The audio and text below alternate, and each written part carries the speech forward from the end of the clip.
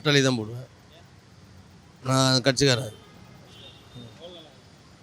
அப்போத்துலேருந்து sir நான் ATM காலை sir ATM தான் பண்ணுவேன். எடப்பாடி தான். நான் எப்போ கட்சி ரெட்டையில் தான். கட்சி மாறாது. அவர் தான் ஓட்டு போட்டுன்னு இருக்கிறோம். ரெட்டையில் எம்ஜிஆர் கட்சி தான்.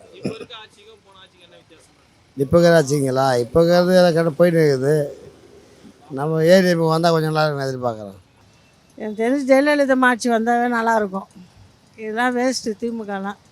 ஏன்னா அவங்க அவர் மேலே தப்பு சொல்ல முதலமைச்சர் மேலே அவர் சீட்டு கொடுக்குறாரு பாருங்க. அவங்க பண்ணுற அராஜகம் தாங்க முடியல. எம்எல்ஏ இல்லை சார், அவங்க கட்சியில் சேர்க்குறாரு பாருங்க புது புது ஆளாக. அவங்க சரியில்லை, ஏமாத்துது பித்தலாட்டம் இப்படி தான் பண்ணுறாங்க.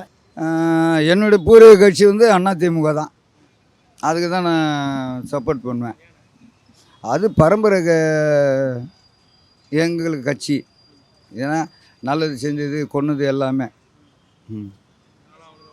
அவங்கள தான் போடுவேன். ஏடிஎம்கே வைக்கும்.